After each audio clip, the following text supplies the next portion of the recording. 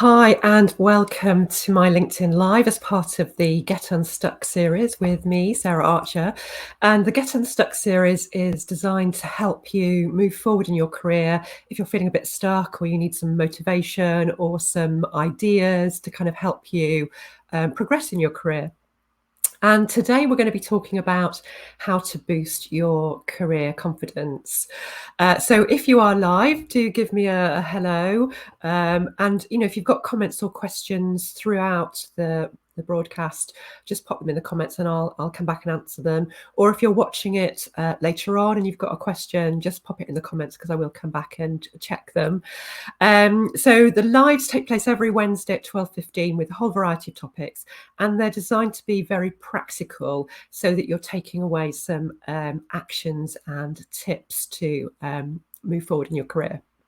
So today, career confidence, huge topic, and we can't really cover it in depth today.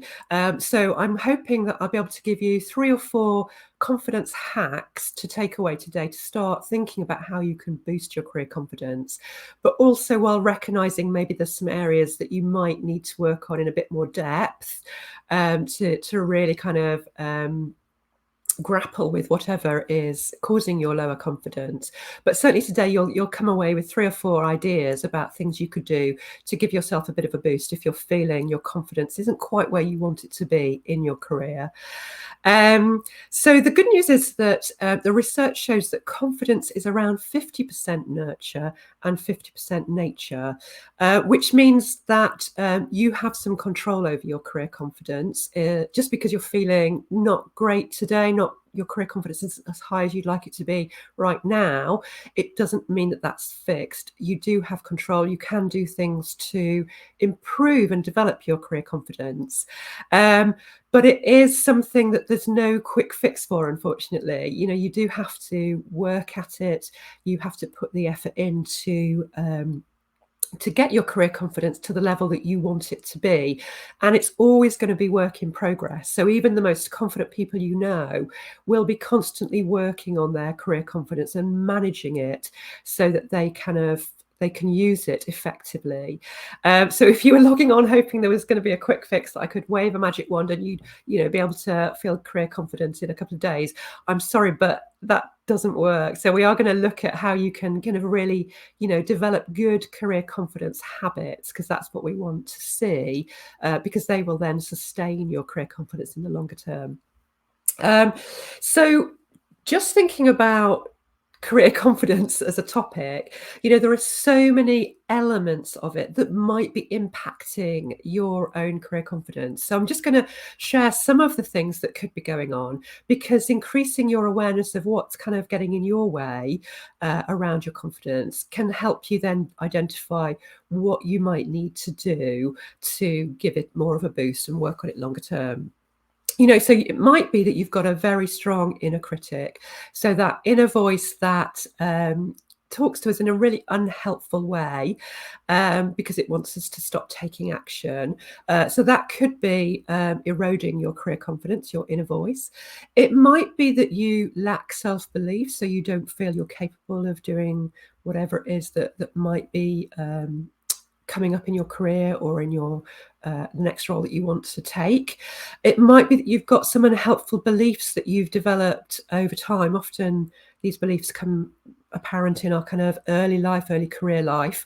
So you might have some kind of inner narrative going on that you might not even be conscious of, that is sort of stopping you taking action or feeling confident. So those unhelpful beliefs are not necessarily true, in fact, often never true, but you have maybe heard a comment in your early career life that you've then looked for evidence to collect around that belief to prove to yourself that it's true. But it's definitely you're able to kind of combat those beliefs once you become aware of them. So that could be going on.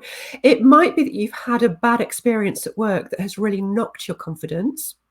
So maybe something didn't go very well, or you got some unhelpful feedback that has just shaken your confidence. It could be that you've had a poor management experience, so maybe an unsupportive manager or a manager that can't give constructive feedback, or even bullying at work, can definitely take its toll on your career confidence. It could be things like imposter syndrome, perfectionism. They can hugely impact your career confidence. It might be you've got some particular fears that are playing out in terms of your career that are stopping you from moving forward because you're scared of them. It might be situational, so there might be particular aspects of your job or things that you have to do that you find really scary or challenging. So sometimes it could be presenting or interviews that can really make you feel not confident in kind of going forward. It could be hormonal. So, if you're a particular age, it might be if you're going through the menopause, that can definitely, or perimenopausal, that can definitely affect your career confidence. Or it might be returning to work. So after having some kind of career break, your career confidence can be lower than before when you were actually in the workplace. Or even sometimes having worked at home for quite a long time, that can affect people's career confidence too. Or it could be simple stress and tiredness. You're just exhausted, and therefore your career confidence can be lower. So you can see that it's huge. And I probably haven't mentioned some of the things that might be impacting you or affecting you. You can see that there's lots of variables around your career confidence. And what happens, obviously, is when we are not feeling career confident, we tend to play small. So we'll stop putting ourselves forward for opportunities. We'll stop saying yes to opportunities that could be great for our career. We'll kind of feel like maybe we want to hide away. We don't want to be visible or be seen in the workplace. It might be that we decide not to go for promotion, or we don't put ourselves forward for a new job. We don't ask for a pay rise. We procrastinate. So there's lots of impacts, and it just doesn't feel good either. To feel that you're not confident in the way that you want to be, that's really draining too. And it's just, it's kind of, you spend a lot of energy worrying about the fact you're not confident, which is why I wanted to kind of talk through with you 3 or 4 ideas that I've got that you could put into place to give yourself a bit of a boost. And these are, quite simple ideas. They're based in positive psychology and also in Albert Bandura's theory of self-efficacy. So it's good to know there's kind of research behind them. And also, I would just say that, I did a master's in career coaching a few years ago, and I specialised in career confidence before a change, because often our confidence takes a dip before a change. And some of these hacks that I'm going to give you now, I tried out during my research with my clients. So I know that they do have an impact if you're prepared to kind of take them on board and work with them and make them, as I said, kind of confidence habits. Now, I'm not saying you have to do all of these. You can just choose one and start small and then work up to it. Like anything, you've got to kind of create a bit of time to make it happen. So my first one is around increasing your self-belief. So that kind of sense of mastery, knowing that if I've done it before, I can do it again, because that's a great way of reminding yourself of things that you have done before that might have been very challenging, or even small things that can just build up this kind of confidence around, yes, I can do those things. So one of the ways you can do that is to start an achievement journal. Which is a great way of just capturing things that have gone well during the week or during the day. Now, they don't have to be, although it says achievements, they don't have to be like winning an award or something. It can be things that maybe you've put off that you've then done. It could be conversations that have gone well. It could be actions that you've taken, feedback that you've received. But it's just becoming conscious of it and noticing it and recording it. So I would say, get yourself a nice notebook, or choose to kind of, record them in your phone in some way or on your desktop, laptop. But just making time either once a day, 5 minutes at the end of the day, just to think, okay, what went really well today that I want to record? Or at the end of the week, taking maybe 10, 15 minutes to look back and think about what went well in the week. and just kind of noticing what you did as part of that. So say there was a meeting that you were chairing and it went really well and people stepped up and took action. What did you do to kind of enable that meeting to go well? So just recording that.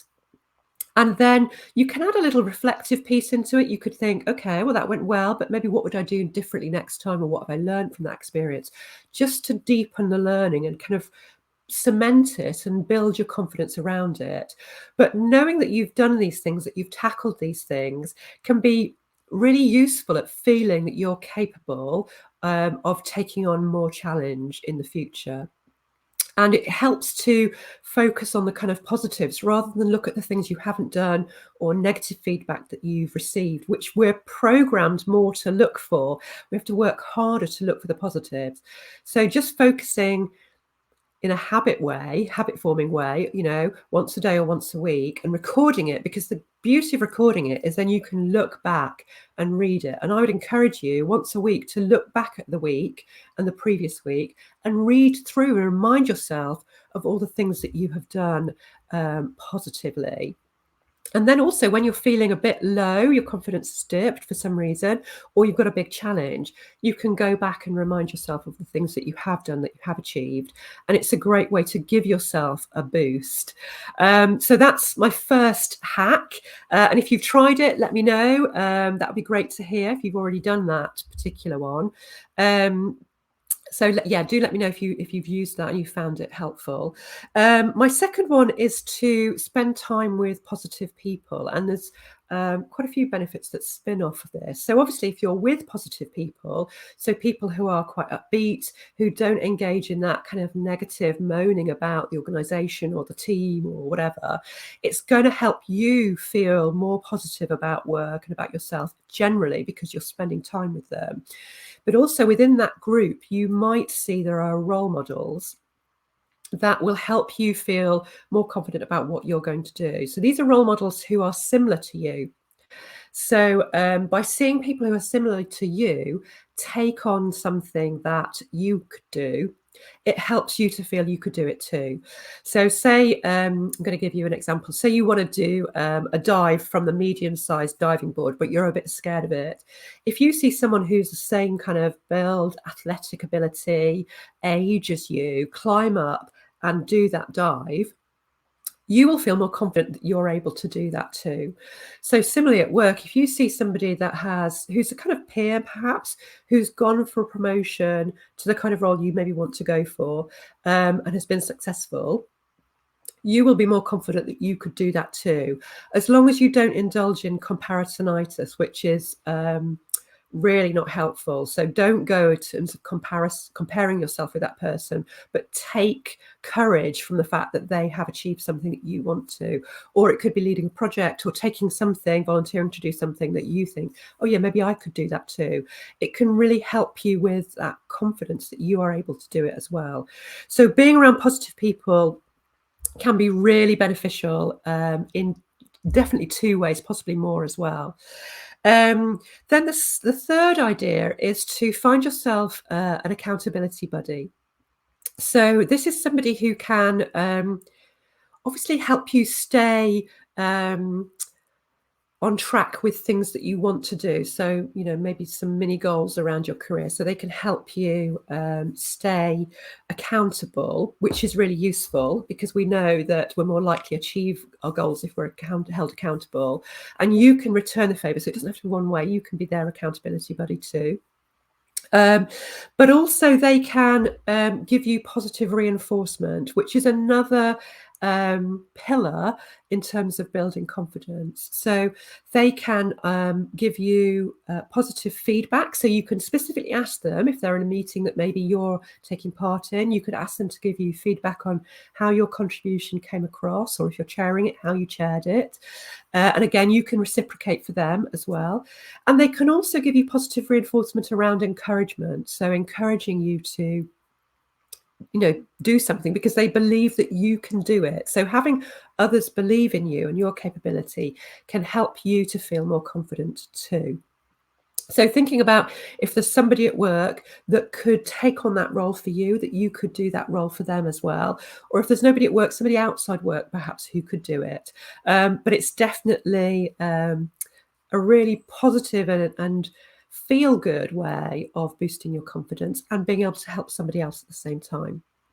And then my fourth tip is around kind of managing your emotions, because obviously when we're feeling scared about doing something, when we've got fear around doing it, we get all sorts of emotions, anxiety, worrying, feeling stressed about it. And obviously, being able to kind of manage those emotions is part way to feeling more confident about it, because you know you can work through the emotion. It's not going to dominate you. So just being able to kind of name that emotion, so notice what it is going on. You know, if you're about to um, maybe do a mini presentation, noticing that you're feeling anxiety, you're feeling worry, but then being able to kind of talk yourself through it by, okay, I know that I've done it before. So reminding yourself about from the achievement journal, I know that I've done it before. I'm going to use the emotion to help me because it's going to get me on top of my game. Or, I'm going to use it in a way that I've got techniques that will help me. I've got breathing techniques, whatever it might be, can really help you to feel you can manage it. You're not going to be overwhelmed with your emotion.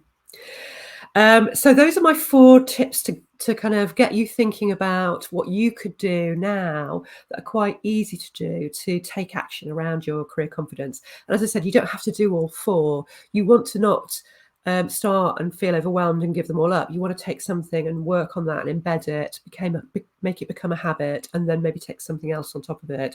So just to remind you what they are: thinking about increasing your self-belief, start your achievement journal, make it a habit every day or every week. Look to be around positive people. Look for role models within your peer group that kind of inspire you to take action and give you courage. Look for an accountability buddy that you can also help, that can keep you accountable to your goals, but also help you around positive reinforcement and encouragement to try out some of these ideas around building your confidence.